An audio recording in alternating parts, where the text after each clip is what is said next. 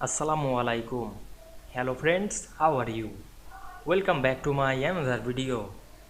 In this video, I am going to show you how to insert watermark in publisher for certain pages. Let's get started. At first, we have to open a publisher document and we can see here we take some pages. Now we want to insert watermark on this certain page.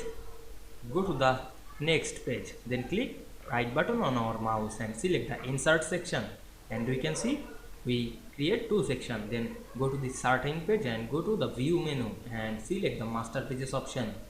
Then go to the insert menu, click the draw text box, then draw a text box on our page, then write your watermark text or picture. Now I write our text, then select the text, click and drag on our mouse and increase the font size.